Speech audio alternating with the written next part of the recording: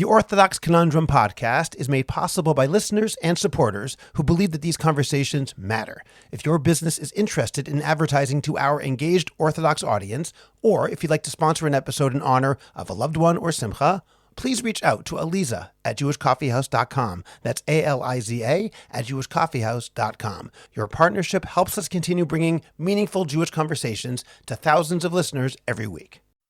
At the end of the day, a person has to ask himself, what does the Kadosh Baruch Hu want from me? You can't just always say, okay, it's obvious that Rav Shach knew the answer. I don't know the answer to these questions, but it's obviously that Rav Shach knew the answers, or it's obvious that Rav Chaim Limits knew the answers, and that's it. Every individual is going to ask that when you get to Olam Haba, you're going to have to stand in front of a Kadosh Baruch Hu, and you have to be able to analyze. Did you go and ask your Rav, what about this? What about Milchemet Mitzvah? What about Lo Tamod Adam Re'echa? And I hear the arguments, well, the army doesn't want us, or the army isn't doing enough.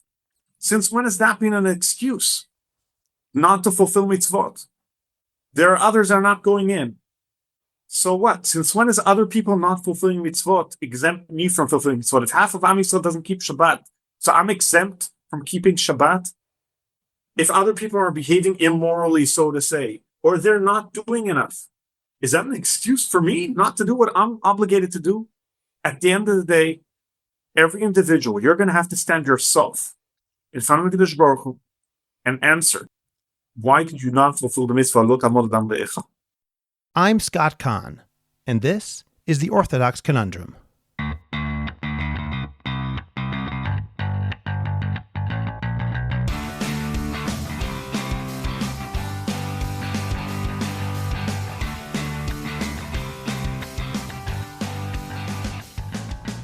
This is the Orthodox Conundrum on JewishCoffeehouse.com.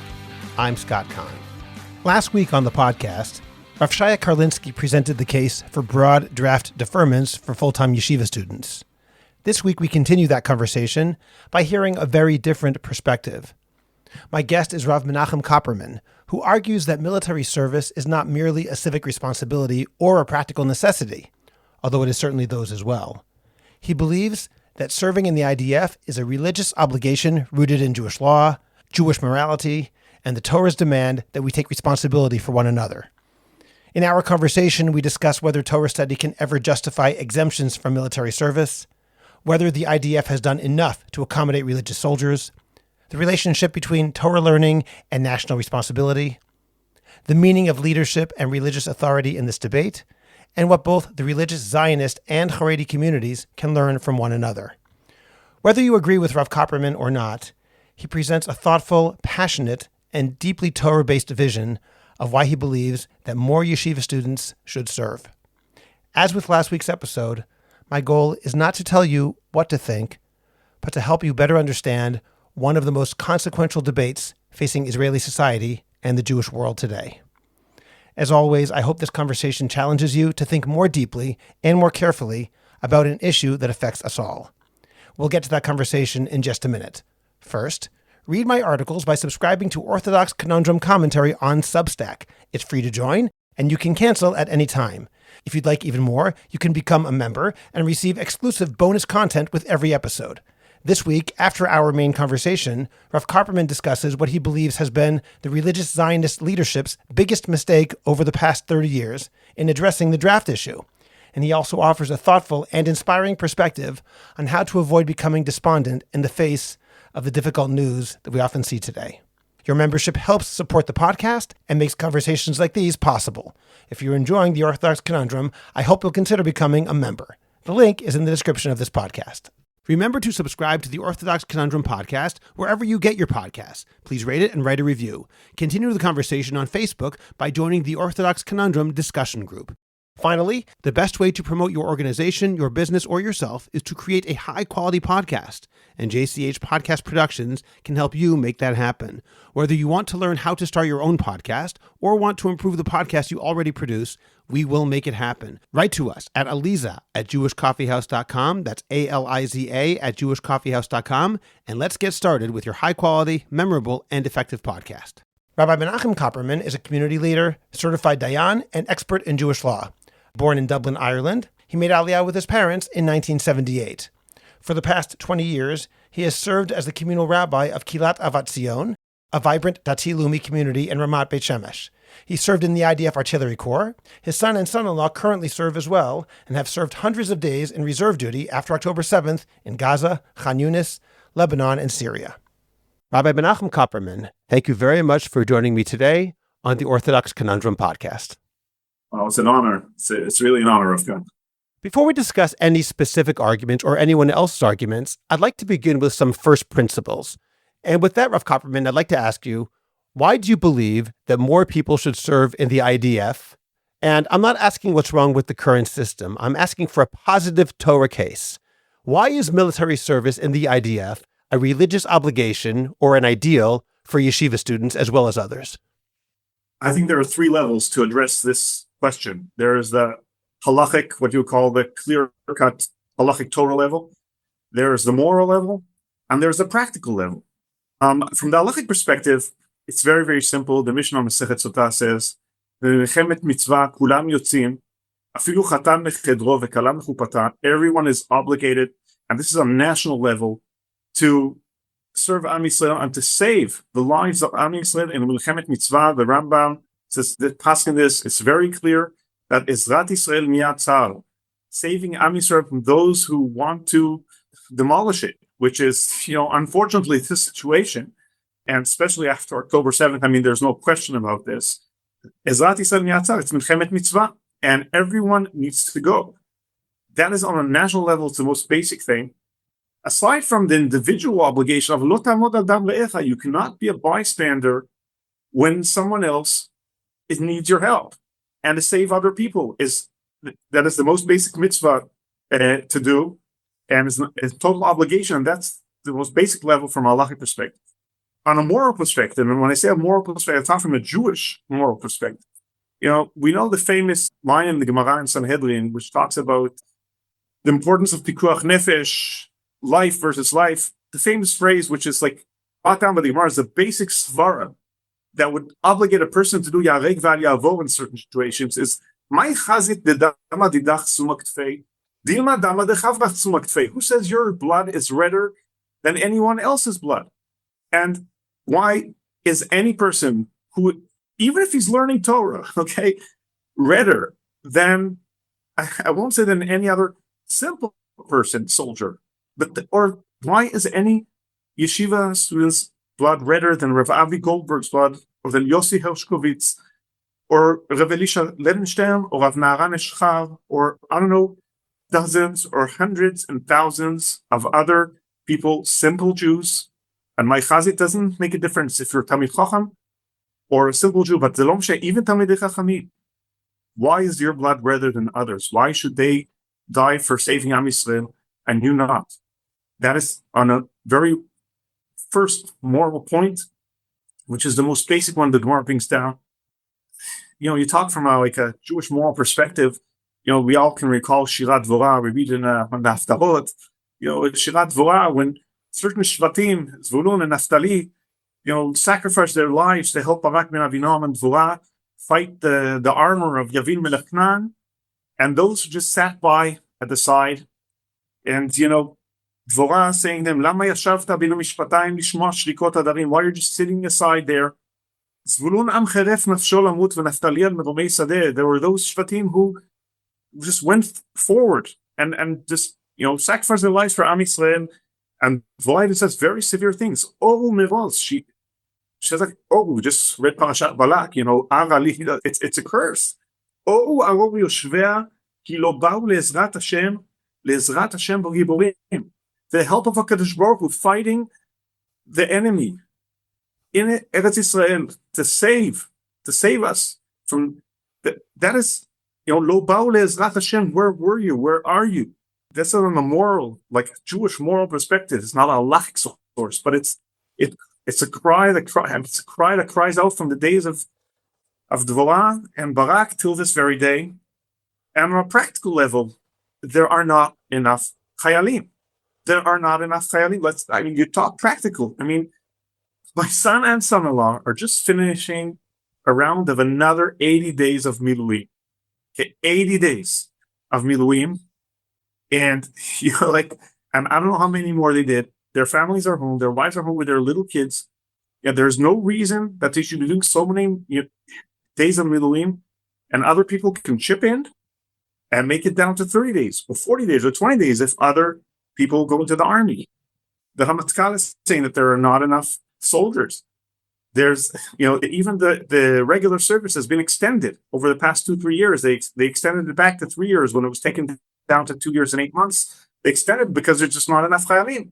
That has a practical level. You cannot just sit aside when, it's just a practical reality. So in all these three levels, I mean, there's absolutely no excuse, if it's a halachic perspective, moral perspective, practical perspective.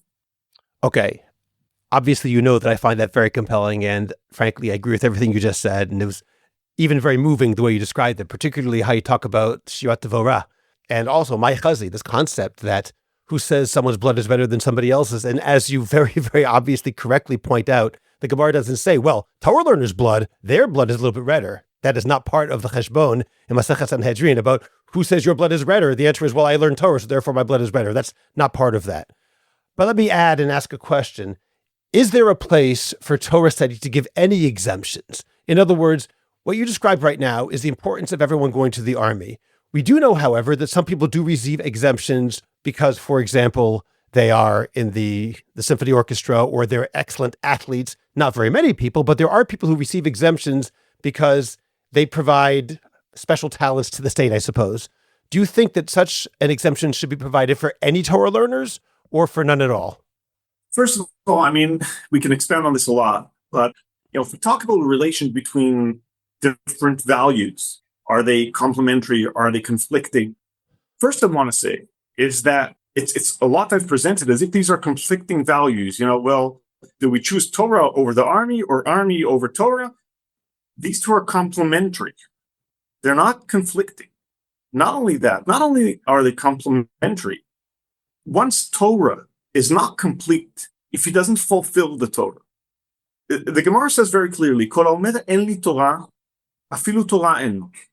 So before I go into the practical answer to your question, just Torah as something that stands on its own and should be without army service. I mean, like if you're only Torah without practicing it, without fulfilling the mitzvah, without doing what needs to be done when it needs to be done, so your Torah is not complete. And if what you're educating is just that Torah goes on its own without putting it into practice, so your Torah is incomplete.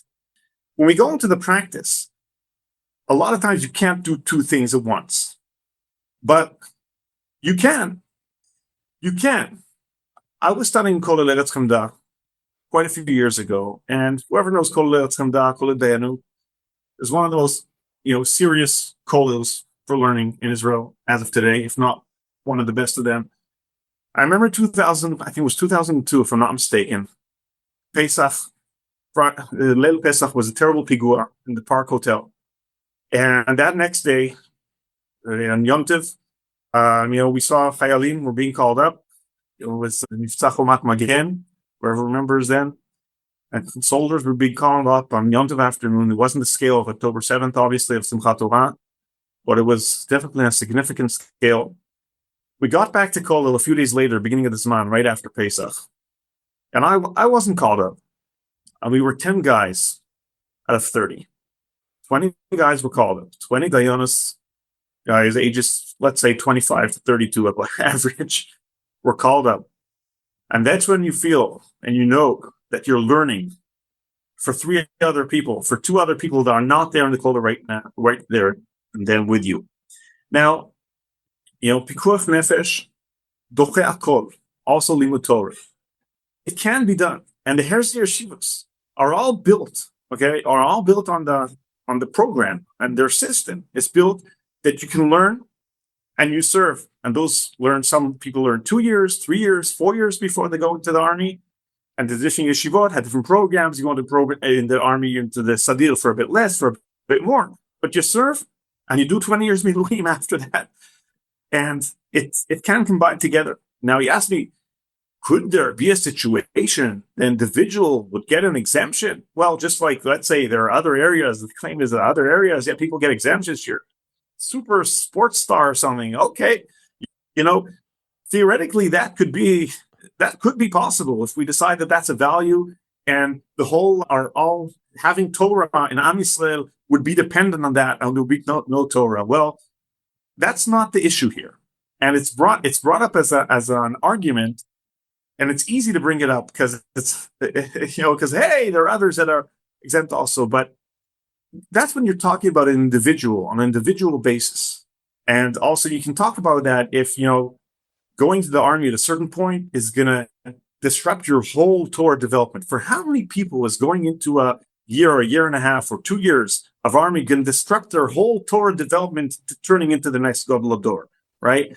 And I'm talking again as a kollel graduate of a kollel who, in order to get into, you had to serve in the army. You couldn't get into the kollel if you had to serve in the army. And how many people would that be relevant to? Definitely not at the scale we're talking about. But this point, I'm sure we'll get into a bit later also, is that we're not talking about individual exemptions. We're talking about a society, about a whole society that says, because I define myself as Haredi, so because of that, we're all not going in. We're all not serving. We're the Torah, and that's it. Regardless, and speak about it, I'm learning, not learning. Some of us learn as a society just because we define ourselves as Haredi. And we brand ourselves. Sorry to say, it's a branding. We're Olam Torah. Sorry, you're not the Olam Torah. That's not your definition. Your definition is your Haredi society. So because that, as a whole society, to be exempt from army service, that does not exist. There is no whole community. It says because we live in this neighborhood, or because we define ourselves as a certain type of society, we get exempt.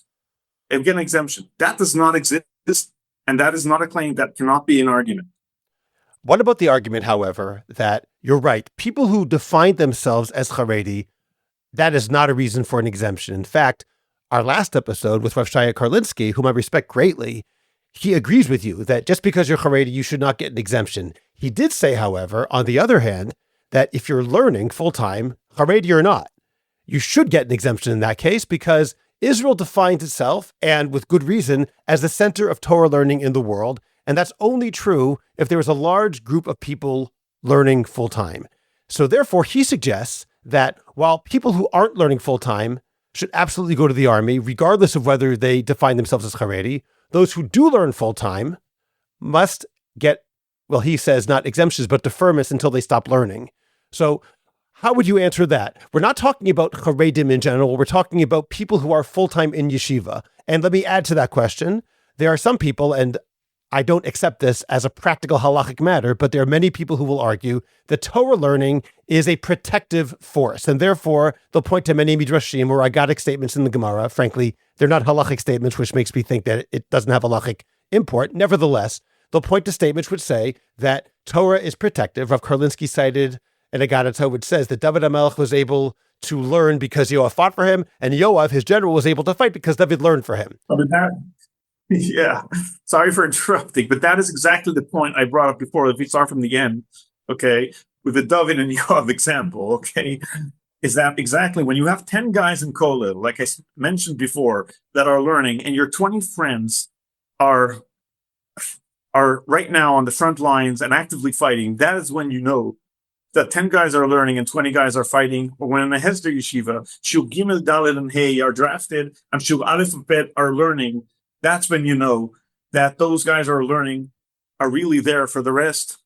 And it's not when, sorry to say, when I walk into the Beis Medrash across the street from my home, and I see guys in the midst of the first weeks of the war, walking into the Beis Medrash at 10:30 in the morning with their coffee as if nothing goes on.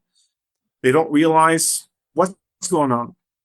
And a Levaya v'chayal, a Gavli Blue, just Hashem Yikom Damo, the street beside that they was Levaya, and people are sitting in the Beis Medrash not even knowing there's Levaya Chayal 100 meters away from where they're learning. That's not what we're talking about. Just to end on the last point you brought up. But I think we do have to generalize this to the Haredi community. Because taking this to an academic discussion about Torah learning versus army service is missing the point. And sorry to say, saying that, yeah, I agree that those who are not learning should be going into the army, and only those who are learning should be exempt. And if you're coming into Kola at 10 o'clock, you should be serving in the army. Well, sorry to say, in my opinion, that's lip service. It's lip service because if you look straight into the reality, none of the Haredi leaders are telling people who are not learning to go into the army. On the contrary, we've heard Haredi leaders over the past year or two or three saying very clearly that no one should be drafted. And not only that, there are, and I know this for a fact, there are hundreds of Haredi people who want to draft, that they realize what's going on. They want to go into the army, and they can't. Rav Karlinsky mentioned this in a half a sentence and kind of brushed it off. But it's a social issue. They cannot. The society there, it's a social issue there. They cannot draft. They cannot go into the army because their sisters will not get a shidduch. Their children or their brothers and sisters will not get into the educational institutions. And the society creates a situation where even those who want to go in can barely do it. They have to do it secretly. They can't come home with their uniform. No one can know about it. And they will pay very, very heavy prices, which make it almost impossible for an individual who wants to go into the army to go into the army. Now, I want to add another point to this. And this is, I think, also on a spiritual level important to bring up also. Why is the Haredi community not going to the army? So the first argument is like you brought up, well, Torah learners are exempt, and it's very easy to take the discussion there. Hey, where do I agree or not agree? Is Torah magna matzla, or does lo tamod adam ve'echa, or min chatan mechedro ve'kala mechupata issue or not? Is there enough soldiers, not enough soldiers? Should we take the Tel Aviv soldiers or the Yeshiva soldiers? But it's very easy, and I a lot of with this discussions with Haredi representatives of the rabbis or others, take it there because it's easy to argue on the academic level. But you say, okay, but then come the next questions. Okay, let's say we agree on the ones who are full-time learners, right? But what about the ones who are not learning? We're not talking about 1-2%. Everybody's going to agree that it's dozens of percent. It's 25%, 50%, more than that. Depends which age group you look at. Why are they not going in?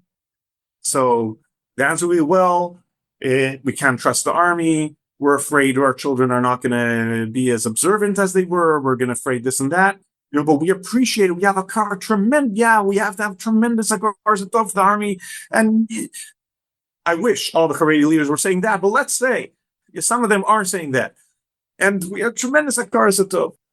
Oh, and then I'll ask, if you have so much cars of tov, why in your shul do you not say Mishabech l'chayli tzad? Even that. And it boils down, and this is my interpretation, my personal interpretation. I'm not representing anyone here, but this is my personal interpretation, is that at the end of the day, the reason the Haredim are not going to the army, they say it's because of learning Torah, but it is a social issue. They do not see themselves part of what's going on with the Am Yisrael. They do not see them as a part of the state of Israel, but not only the state, but as of the whole situation that's now in Israel. That is the main issue. And more than that, I think the part of the Haredi identity is that, the Israeli Haredi identity at least, is that we are, and I heard Rav Feifelson, who's very famous for speaking out, and he's considered relatively moderate, He says, well, the Haredi community decided they cannot be part of what's going on, like the Zionism and all that. Therefore, we cannot go into the army because we won't be Haredi anymore. And that's what it boils down to. Because if they go into the army, it's not going to do with observance and non-observance. You lost your whole identity of being Haredi and not being Haredi anymore.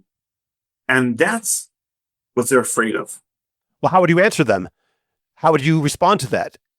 HaKadosh Baruch Hu says, you need to go. Okay? HaKadosh Baruch Hu says you need to go. There's a mitzvah to save your brethren. There's lo tamol tam re'echa. There's Ezrat Yisrael miyad tzar. So what's your answer? Well, I may not be able to maintain my social identity. Like what? Hello? I remember reading in the commentary of Rabbi Yosef Chaim Sonnenfeld, who was one of the unbelievable Haredi leaders of 100 years ago. And he writes about the Meraglim. He says the Meraglim didn't want to go into Eretz Yisrael. And there were 10 Gedolim, by the way, right? You want to listen to the Gedolim. And he writes, and he says, their issue was they were afraid they're going to lose their spiritual level. They're going to lose their spiritual level by dealing with the day-to-day issues of Eretz Yisrael, with all the earthly areas of life. They wanted to stay with the man and with that Anei Kavod. So HaKadosh Baruch Hu tells you, you need to go forward. And he said, no. I want my spiritual level. Yeah. But HaKadosh Baruch Hu so you think you're smarter than HaKadosh Baruch Hu? Sorry for putting it that way. I remember the famous Gemara about Chizkiyahu HaMelech, who didn't want to marry. He didn't want to have a child. And the Navi says to him, why? Why not? He says, well, I see a nevuah that my son is going to go off the derech, Menashe. So he says to him, I mean, if HaKadosh Baruch Hu tells you to do a mitzvah, you think you're smarter than HaKadosh Baruch Hu? What is that? What is that? HaKadosh Baruch Hu tells you to do one thing. It's not for you. So okay, so deal with it. Deal with it. Create the framework that'll be best. Okay, create Chashmonaim, create an ultra Chashmonaim, whatever it is. But you have to do what HaKadosh Baruch Hu tells you to do. And if you're not doing it just because you're afraid you're going to lose your social framework or something, so that's not a religious argument. Sorry to say. And let me add to that Gemara you're citing with Chizkiyahu HaMelech, it's not even that Chizkiyahu's nevuah was then overridden by the fact he followed God's will and his son became a tzaddik. No, his son became a rasha. It was actually true. The nevuah he saw in the future that his son would be terrible was true. It didn't change the fact that Yeshayahu Navi told him, that's not up to you, and that's not your decision. God says do this regardless of the consequences. The consequences aren't yours to determine. Whatever the consequences are, that's God's problem. You have to do what God said right now. Right. And that I think is a major issue where, and I'm talking now for my feeling, is that when we have to ask ourselves, what does the Kadosh Baruch Hu want from me right now? That is my talking on a religious level. What does the Kadosh Baruch Hu want from me? What does he tell me to do? And if the Torah tells me I need to do something, so I need to do it. It's not my cheshbon now to start calculating things that I grew up on. Like, I need it to be this way or that way. And I think it's got to do with the Haredi attitude towards Zionism to start with. Because a lot of the Jews, I mean, before there was Haredi and the Tilumi, had a certain vision of what the Geulah would look like. And suddenly, HaKadosh Baruch Hu brought it around in a different way. And suddenly, those who say, well, HaKadosh Baruch Hu, sorry, you didn't get it. The Geulah is not supposed to come this way, so sorry, we're not part of this. What? I'm putting it a bit bluntly, but who are you to decide to tell HaKadosh Baruch Hu how to run the world? I have a certain vision of what Torah is supposed to be. You're telling HaKadosh Baruch Hu what the Torah is supposed to say? Let me ask you a question about that specifically. Again, I'm coming from the perspective that I agree with you, and I have my own response to this particular question. But when someone in the Haredi world, and let's move it outside the social reality that you say, and instead talk about it on a purely halachic level, some of them will point, and in particular, it seems to be one of the main sources they'll point to is, for example, the Rambam at the end of Hilchos Shmita V'Yovel, where the Rambam talks about Shevet Levi and the ability of everyone to join Shevet Levi. I don't accept that argument, kihuzeh, at all. I think it's completely misguided. But if someone were to make that argument to you and say, look at that last Rambam there. He says, anyone who wants to join Shevet Levi and be full-time dedicated to God, he doesn't actually say learning Torah there. He says dedicated to God. But it doesn't say learning Torah, and it doesn't talk about exemption from the army. Well, he would say, because in the previous halachah, it says that Shevet Levi doesn't serve. So I'm curious how you would respond if someone were to say, what do you do with that Rambam? I'll answer you with a story, first of all, with that Rambam. I remember my uncle, Rav Menachem Copperman, who found him as well. And I remember him relaying to me once, he said to me kind of like with a smile, says to me, look, I had this amazing experience. I was just giving a shiur to 200 girls in Micholam. And I asked them, like, what's the source? What would be the source for yeshiva bafras being exempt from going to the army? Not one girl quoted the Rambam at the end of Shemitah V'Yovel without Meilei. And I was amazed, he says to me. He says to me, between you and me, that's not a source. That's not a source. What is it? The Rambam says there, anyone who dedicates his life to HaKadosh Baruch Hu has nothing to do with Olam Hazeh and disregards any material benefit. He says, what are you talking about? Today, every Avrech gets an apartment. You see an Avrech who doesn't have a car, who doesn't like lead a regular lifestyle, even if it's on a lower level. People, what are you talking about? That Rambam is not a source. That is what he told me. And it's Divrei Agada. It's Divrei Agada. In Muchifimi Divrei Agada, the Rambam always ends the halachot with Divrei Agada. I love these pilpulim, that if it would be a pilpul on ilchot kashrut, you'd see chumras and chumras and chumras, and when it gets to pikuach nefesh, that or trying to justify an ideology or it's things that are related to nefesh. Suddenly you relay on some an Agada in the Gemara about Yoav and David or a Rambam at the end of the Ilchot Shmita when the halachot themselves are so very clear. We're talking about Deoraita and pikuach nefesh and lo tamod adam ve'echa and all these things, and suddenly these obscure people come up. That's just my general reaction to that. If we need to add about Torah Magen al Matzla, I think this thing was debated already dozens and dozens of years ago. And also like the Rabbanan lo tzrichin eturuta argument, or these type of arguments. Torah Magen al Matzla is brought down as it protects the person himself who is learning Torah. Let me tell our listeners, that means Torah protects and saves. Yeah, it's talking about the person himself, protects him. But here we're not talking about protecting yourself, mister. We're talking about lo ta'amod al dam ve'echa. We're talking about your responsibility for your fellow Jew, for your responsibility for Am Yisrael, your responsibility for others. That's what we're talking about. We're not talking about you protecting yourself. Aside from the general argument, listen, if you were sitting in a beis medrash and the chas v'chalila mechabel would break into the beis medrash, would you run out or continue learning? Just tell me if you believe in Torah Magen al Matzla in that scenario. And sorry to say, October 7th was exactly that scenario.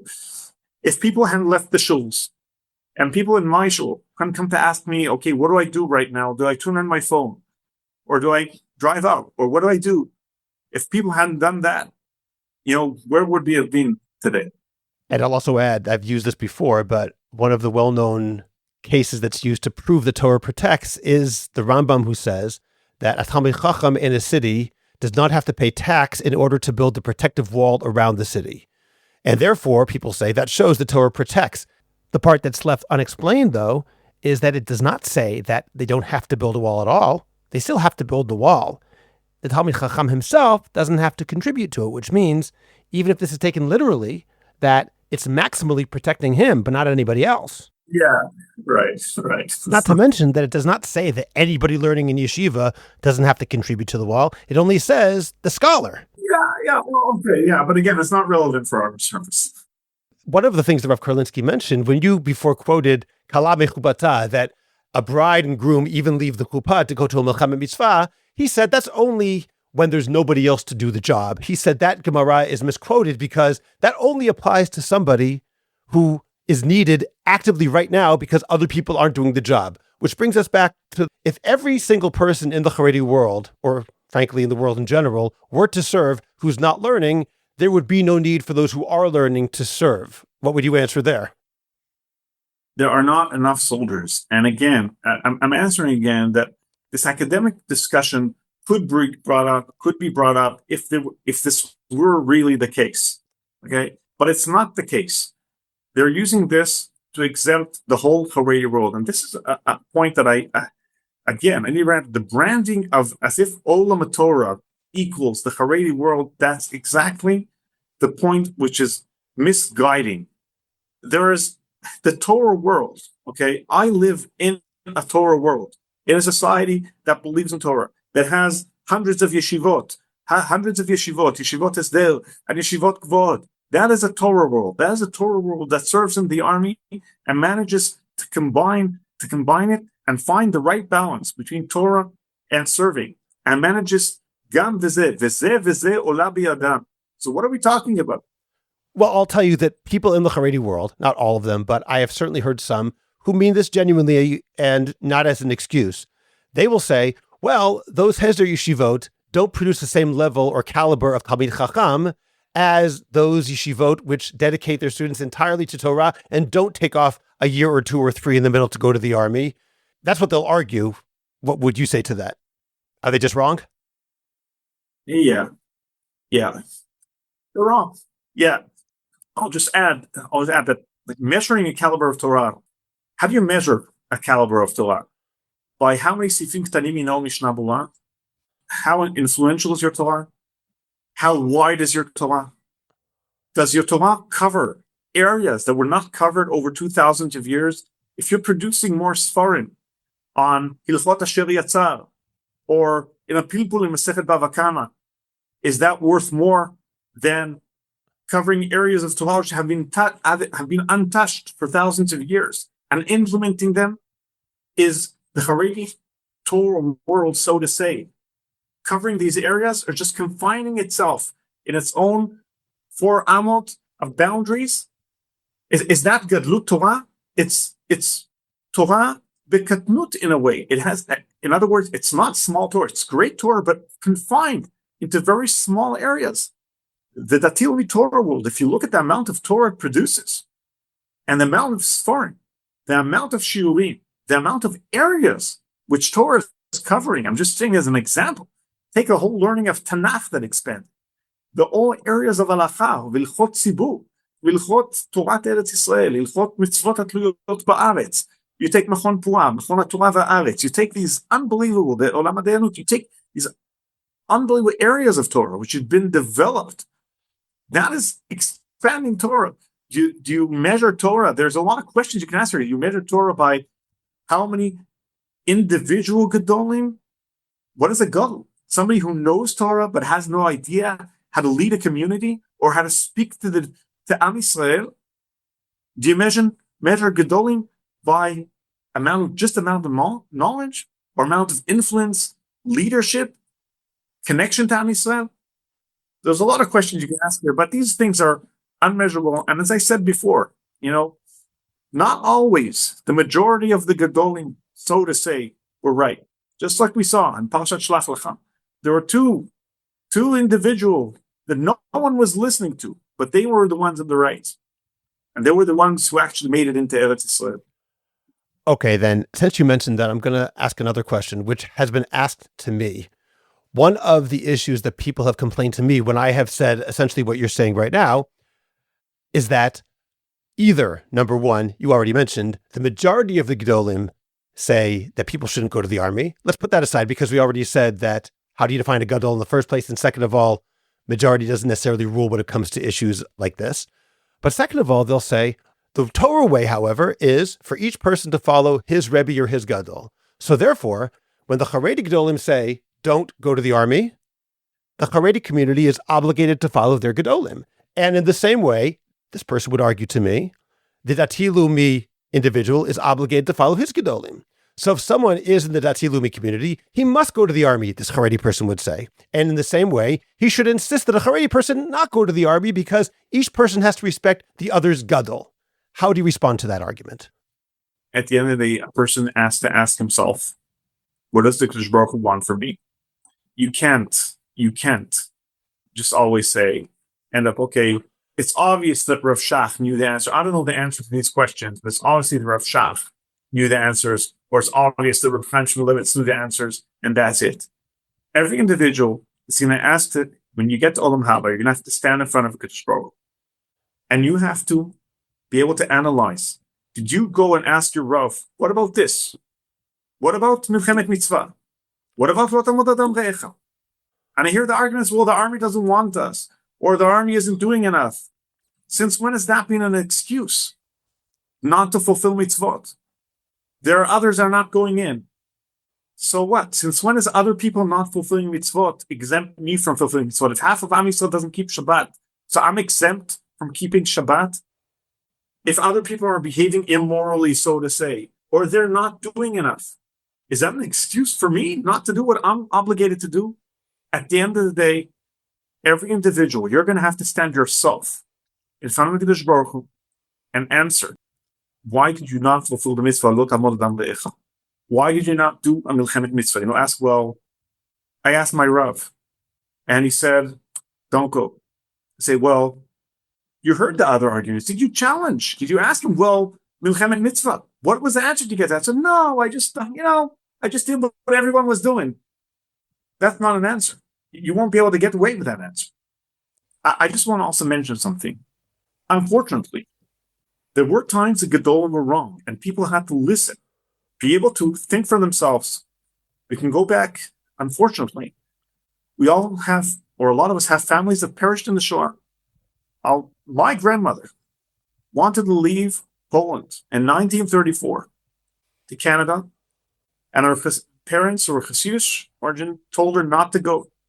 They schlepped her to the Belzer Rebbe, who told her not to go. She did not listen to the Belzer Rebbe and went to Canada. And she's the only one left from her whole family. What can I say? As I said before, every individual is going to have to ask himself, can I stand? Do I know enough? Am I confident?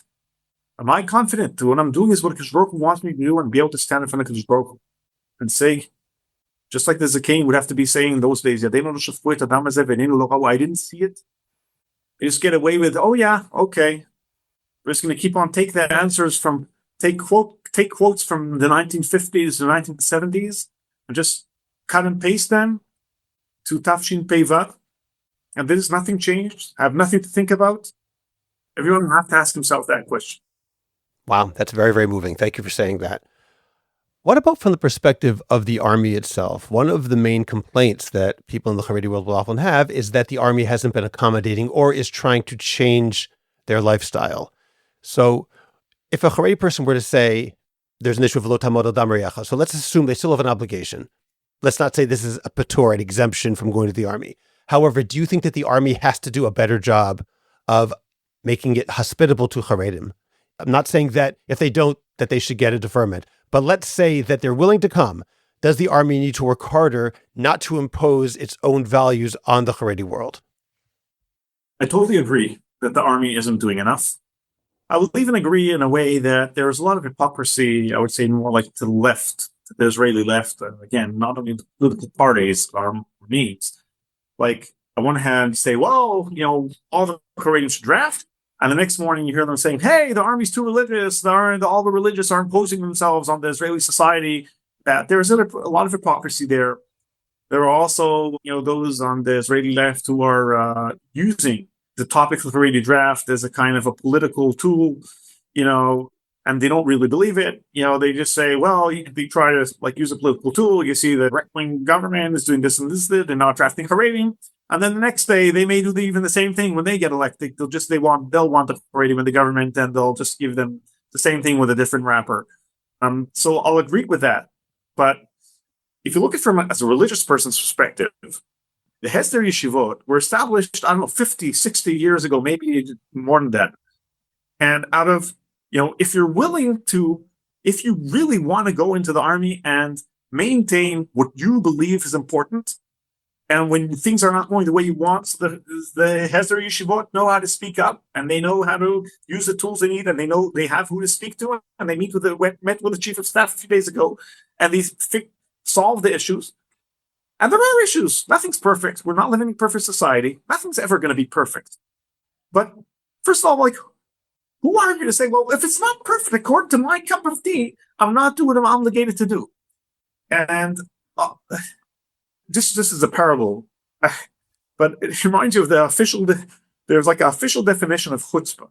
Sorry to say, the official definition of chutzpah is like a person who chas v'chalila kills both his parents, and then when he gets to court, says, "Oh, have mercy on me. I'm an orphan," And sorry to say, there's a lot of chutzpah here, because for 70, 80 years, you're doing everything you can not to go into the army, not to be part of Medinat Israel, and of this unbelievable historical change that has happened to the nation of Israel over the past 100, 150 years. And then when there's a need to go to the army, the army isn't built for religious people, for Haredi people. Hey, where were you? You hadn't been part of it to start with, and now you're complaining that it doesn't work like that. It's just I find sometimes no offense, I appreciate people who make aliyah, at any time. And my parents saved me the trouble. I didn't have to do this myself, and I have deepest appreciation for making aliyah. My parents saved me the trouble. They made aliyah when I was 3 years old. I grew up in Israel, and I'm totally an Israeli from a social perspective. But sometimes I hear like my American neighbors, they make aliyah, they have all these complaints about the government. The government's doing this, the government's doing that. Just generally speaking, I say to them, listen, or people have complaints about the religiosity of the state of Israel, general level. And I say to them, hey, you just arrived here. Rav Kook 100 years ago was begging the religious communities, the formative years of the Jewish society rebuilding itself in Israel, the Jewish nation rebuilding Israel. Rav Kook was begging the communities to make aliyah in those days. And most of the people who were moving to Israel were non-religious. And he was telling them, listen, you have to come to Israel because you need to influence what this rebirth of the Jewish nation, there was no state then, but what the rebirth of the Jewish nation is going to look like. And they didn't come. As we know, most of the people who came were the secular people. They built the state. They built it. And now people are making aliyah saying, oh, the state isn't religious enough. Oh, thank you very much. Right. Everybody built it. They built it. And now you're coming. Okay. Well, it's going to take another 50 years to fix that. You can't not be a part of it for 80 years. And then suddenly when there's a need, it doesn't suit my needs. The hechsher isn't good enough. Well, okay. So you have to be positively involved, positively, but engaged and make it work. But that you can't use it as an excuse. And also I have to add here, that since when is what other people do an excuse for you not to do what you need to do? So I need to make the best of it within the situation. And if I'm obligated, okay, the non-learner, the learner, whoever needs to go to the army and fulfill this unbelievable mitzvah and the moral obligation to save nefashot of Am Yisrael and to save the Jewish nation.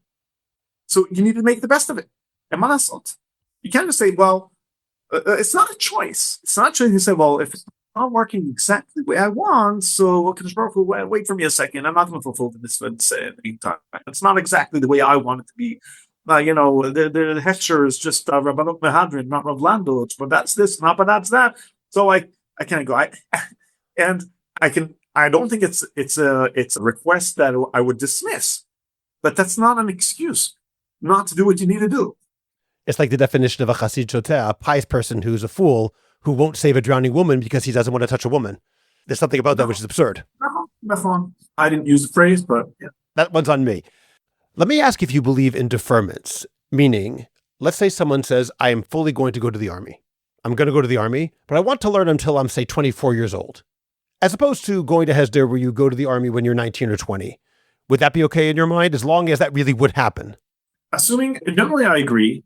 I just think it's been used all the time, but for a society as an excuse. Okay, we're just deferring. We're not exempting. Yeah, we're deferring forever, but we never go. So, sorry, you're deferring ad infinitum. As what's the word? Ad infinitum. Ad infinitum. No, so that's it's the same thing at the end of the day. But generally speaking, just as an individual, on principle, though, I did that myself. I deferred my army service until I was 22. I learned 4 full years in yeshiva because I felt that I really wanted to develop my Torah identity, my Torah knowledge in a way, and I can't bother it right now by going to the army right now. It's gonna put a serious break in the more formative years of my Torah learning. Okay, but again, and that's not everyone. It's not everyone. It's not a carte blanche for a whole society to say, well, okay, just everybody defers for whoever as long as there has to be some type of system. Well, let me ask you a question about that, though. How do you make that work together with this idea of lo tamod al dam reyecha? Meaning, if lo tamod al dam reyecha, don't stand idly by the blood of your neighbor, is a halachic and moral concern, then there should be no deferment, shouldn't there? Meaning, shouldn't everyone just go to the army? Well, again, there's just like, you can decide which age people need to go into, okay? Just like any person in Israeli society who wants to go to Mechina for a year or two could go to Mechina for a year or two, okay? So it's 20 or 22. I would say on a general level, if the society was built well, okay, that only the people who needed to get their deferments for 2, 3, or 4 years, okay, would get it, it would practically, I'm talking from a practical perspective, it would be feasible. It would be feasible, and I believe it would be feasible. If it wouldn't be, so they would have to be structured differently.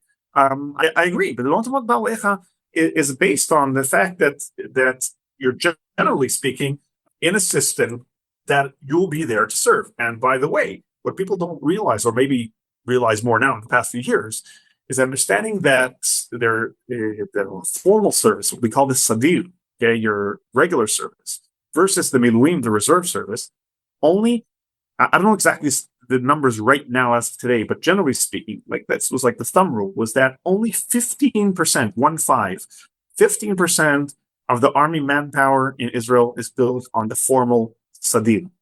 85% of the army is reserves. The main issue is the reserves. How long you serve for your formal service, 3 years, 2 years, year and a half, two and a half, whatever, it's critical. It is critical in a way, but it's not as critical of being there for the reserves. On October 7th, all the reserves were called up immediately because the army is built on surviving for 24 hours and even barely that. If you have if there's an attack on our small country, we realize that. We saw it in front of our own eyes. And that is the main issue. We're nearing the close of our conversation today. Based on what I've heard in the past, I'm sure there are going to be some people who are going to say that Rav Copperman just hates Haredim, that he's trying to cause divisiveness, or even if he's not trying to cause divisiveness, he's creating machloket where before there wasn't. How would you respond to someone who would say that we need to have unity in Am Yisrael, and your words are going to cause disunity and more disagreement? What I want to say is, first of all, on a personal level, I grew up in a family that half Haredi, half Dati-Leumi. We had our debates as teenagers, the cousins, and so on and so forth. And obviously, I've thought through these topics all my life and made my decisions of what is my Torah perspective, what is the Torah way that I believe in. And Baruch Hashem, our family is all united, and we all love each other. And I love everyone and every Jew. And chas v'chalila, that I should, dislike someone or hate someone, chas v'chalila. The importance of this conversation.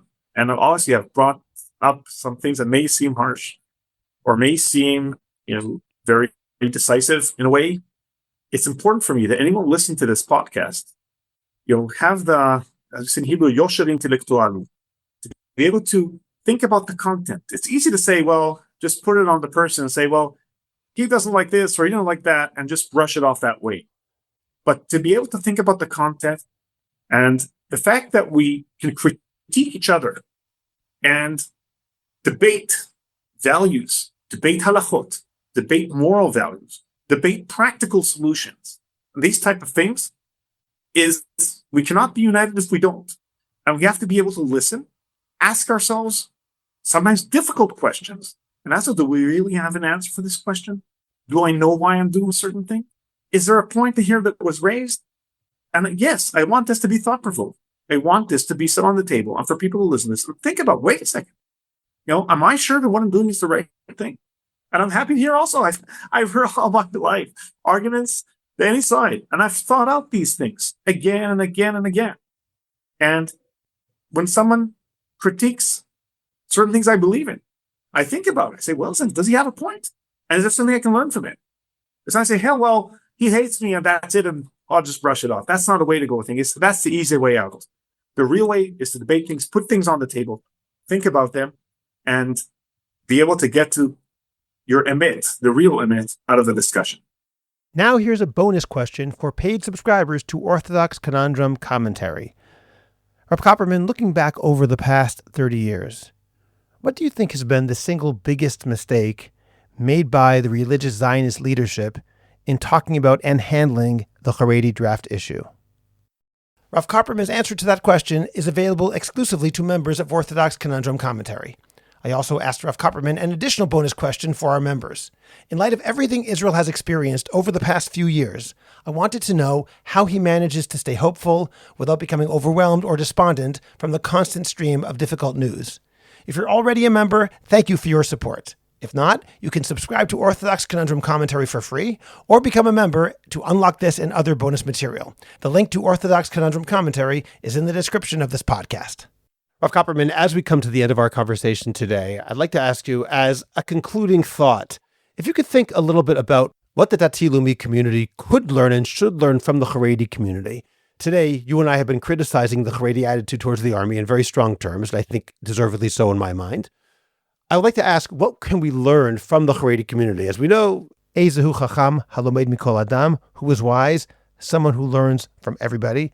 And if someone can learn from everybody, how much more so is it important to learn from a Torah community like the Haredi world? So what can we, who are not identified with the Haredi community, learn from our brothers and sisters in the Haredi world? I mean, the centrality of Torah learning as an essential part of a Jewish person's life, I think, is something that definitely can be learned and implemented, as I say, as a lifelong mission. Not only something you do in your years in Yeshiva, I think in Israel especially, and there's various society, I mean, I think YU has succeeded with that quite a bit. I see the American Olim, a lot of them, those who are Atilumi or not Atilumi, have like Torah learning as part of their daily life. I think that is something that the Atilumi community can learn a lot from. The centrality of Torah learning as part of a day-to-day life, that I think is a very positive thing, which also maintains a center that your life evolves around, even if it's a day-to-day thing, and even if it's as a value. But that being said, it cannot be the only value, and therefore, as I believe, the Atilumi community takes all values, and and that's why it's a bigger challenge for us, because let's say if you limit, it's like you take a bagrut, you can take a 3-point bagrut or a 5-point bagrut. So if you limit the amounts of things you're investing in, it's easier to focus only on them. Whereas if your Torah world is very expansive and you're implementing Torah in so many aspects of life, it's harder to focus on certain things specifically. And sometimes it's, the individual level you're going to get there as an individual person, I say it's harder to turn into something more central. So that I think is something that can be learned. It's only that, and I say this sadly, and I say this as a feeling, and I feel this, over the past few years, since October 7th, is that it's, as I used to look in the past, the Atilumi community, the Haredi community, as two communities that were in parallel, and each one emphasizing different values that we need to learn from each other. Today, I look at it as the Atilumi community leading the way of what Torah ideals are. Unfortunately, again, I'm not talking about individual Rabbanim or individuals. The Haredi community kind of veering off into educating to a Torah that is not a full Torah, or that is not in the right direction, so to say. I don't know how wide the derech is, but it's veering to the sides, and that is very unfortunate. So as I positively want to take certain values from there, but as a way of life, I feel that it's going the wrong way, and it's becoming even more and more extreme, unfortunately. Whether other people are luring them into it, or whether they need to take responsibility for themselves. A person has to be in a community, has to be responsible for themselves. You can't blame others all the time for I'm doing this because the others want to do to me this and this and that. A person has to take a community has to take responsibility for themselves and be the answer for themselves for what they do. Okay, well, Rabbi Menachem Copperman, this conversation has been very important, and I want to thank you and give you an extra thank you because you took on a thankless task of talking about a topic which is really difficult and very controversial, and the fact that you were willing to do so makes me very grateful, and the fact that you did so beautifully and so, I believe, compellingly makes me doubly thankful. So thank you very much for joining me. My pleasure, and Bezat Hashem, may your podcast be Magdil Torah and bring them discussions, and they should bring positive outcomes. I'd like to offer a word of thanks to our Patreon supporters. Patreon functions as a voluntary tip jar for Jewish Coffee House and our family of podcasts. Patreon supporters at all levels, as well as paid subscribers to Orthodox Conundrum Commentary, will have access to our upcoming private Q&A sessions. Your support in either place helps sustain thoughtful Jewish conversation. Additional bonus material, including the longer episodes with bonus questions, is available to paid subscribers of Orthodox Conundrum Commentary on Substack. No matter how you choose to support this work, we are deeply grateful. Subscribe to the Orthodox Conundrum podcast wherever you get your podcasts, and please rate it and write a review. I'd appreciate it if you go to Apple Podcasts and rate and review the Orthodox Conundrum. It takes literally 2 minutes. It's just giving a certain number of stars and writing 1 or 2 sentences. Please like the Orthodox Conundrum podcast on Facebook and join our growing Facebook group, the Orthodox Conundrum Discussion Group, where you can feel free to discuss issues in Orthodoxy in an honest and friendly environment. Subscribe to my Substack, Orthodox Conundrum Commentary. Check out the link in the description of this podcast to get your free subscription today. Finally, do you have a message that needs to get out? Do you want to promote your business, your organization, or your cause? The best way is by producing a podcast, and Jewish Coffee House can make it happen. I have experience producing hundreds of podcasts, both for myself and for satisfied clients. Whether you want to learn everything you need in one day, or relax and record and let me do the heavy lifting, Jewish Coffee House Productions will work with you to make it happen and make it even better than you imagined. Let me help you today. Write to us at aliza@jewishcoffeehouse.com. That's ALIZA at jewishcoffeehouse.com. And let's get started with your high-quality, memorable, and effective podcast. I'm Scott Kahn. This has been The Orthodox Conundrum on jewishcoffeehouse.com.